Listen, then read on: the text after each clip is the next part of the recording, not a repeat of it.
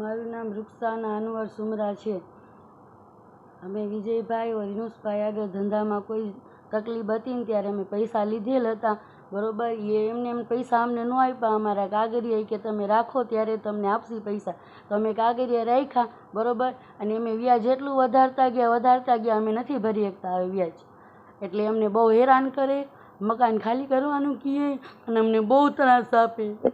તમારી માંગણી શું છે? અમારી માંગણી એ છે કે અમારું મકાન અમને આપી દો। ક્યાં ધમકી આપતા હતા તમને? પોલીસ સ્ટેશનમાં આપેલી। પોલીસ સ્ટેશનમાં બોલાવીને ધમકીઓ આપતા? હા, મારા ઘરવાળાને 3-4 વાર બોલાવ્યા, અમને બહુ ત્રાસ આપે એ લોકો। શું કહેવા માંગો? અમે ન્યાય માંગીએ આપે એમ સરકાર અમને એ કહી છે। અમને ન્યાય નહીં આપે તો અમે અમારા પરિવાર સાથે આત્મવિલોપન કરશી અને અમે આટલું વ્યાજ નથી ભરી શકતા। મારું નામ અનવરભાઈ ગુલામભાઈ સુમરા। શું મુદ્દો? મુદ્દામાં મારે સાઉન્ડ સિસ્ટમનો ધંધો છે। મેં 2 વ્યક્તિ પાસે પૈસા લીધેલ હતા। એનું એકનું નામ છે ઇનુસભાઈ ઇસ્માઇલભાઈ સુમરા, એકનું નામ છે વિજયભાઈ પરબતભાઈ ચાવડા, એ પોલીસમાં નોકરી કરે છે। મેં જે તે સમયે મારે ધંધામાં જરૂરિયાત હતી ત્યારે મેં એના પાસે પૈસા લીધા હતા 12 લાખ રૂપિયા। મેં એને મહિને લાખ રૂપિયા વ્યાજ નક્કી કર્યું હતું। મેં 8-9 મહિના મેં એને લાખ રૂપિયા વ્યાજે આપેલ છે, બરાબર। એટલે હવે એ લોકો મારે ધંધો અત્યારે મંદીના કારણે મેં વ્યાજ બંધ કરી દીધું, એટલે એ લોકો મને અવારનવાર ધમકીઓ આપે છે કે ભાઈ તારે 12 લાખના 25 લાખ રૂપિયા દેવાના, બરાબર। એટલે મેં એ લોકો આગળ ટાઈમ માંગ્યો કે મારા આગળ અત્યારે નથી, તમે મને થોડો ઘણો ટાઈમ આપો એટલે હું તમને આપી દઈશ। તો કે ટાઈમ જોતો હોય તો 25 લાખના 35 લાખ રૂપિયા દેવા પડશે, બરાબર। કુલ એની 12 લાખ રૂપિયા રકમ હતી। એમાં મેં 8-9 લાખ રૂપિયા તો પાછા આપી દીધા, એટલે મહિને લાખ રૂપિયા કરી, બરાબર। હવે એ લોકો મને અવારનવાર ધમકી દે છે કે તમારા માથે લેન્ડ ગ્રેબિંગ થશે, નામને તેમને, મકાન ખાલી કરી નાખો ને ઓલું કરી નાખો ને, બરાબર।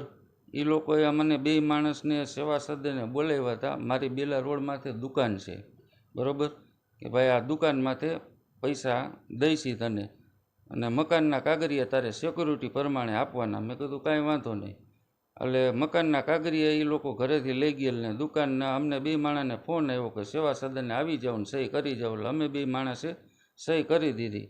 હવે એ લોકોએ આ બધું વ્યાજની બંધ થયું એટલે મને પોલીસ સ્ટેશને બોલાવીને કે તે મકાન વેચી નાખેલ છે। મેં મકાન કોઈને વેચ્યું નથી, બરાબર।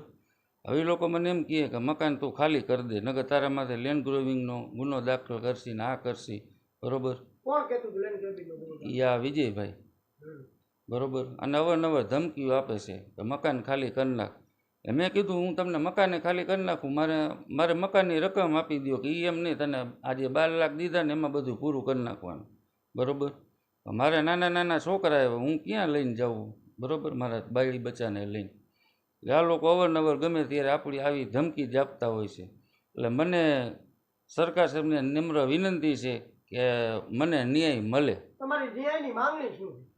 મારે ન્યાયની માંગણી એ છે કે મને આમાં ન્યાય નહીં મળે તો ગમે ત્યારે મને મારા મકાનના કાગળિયા પાછા જોઈ, જે એના 1-2 લાખ રૂપિયા બાકી છે હું આપવા તૈયાર હોઉં, બરાબર। જો મને આ મારા મકાનના કાગળિયા નહીં આપે તો મારે જે તે વખતે આત્મવિલોપન કરવા મજબૂર કરશે એ લોકોને, એનું જવાબદારી આ વિજયભાઈની રહેશે। તમે ક્યાં રજૂઆત કરી? મેં આ એસપી સાહેબને રજૂઆત કરી, બી ડિવિઝને રજૂઆત કરી, ગૃહમંત્રીમાં રજૂઆત કરી, રેન્જ આઈજીમાં રજૂઆત કરી, ગમે બધે રજૂઆત કરી। મેં વિજયભાઈને રિક્વેસ્ટ કરી હતી, મને કે જ્યાં તારાથી થાય કરી લે, મને કાંઈ તકલીફ પડે ને મારા વિરુદ્ધ કંઈ અરજી કરીશ ને તો પોણા જિલ્લાને તકલીફ પડશે, એવું મને કીધેલું હોય।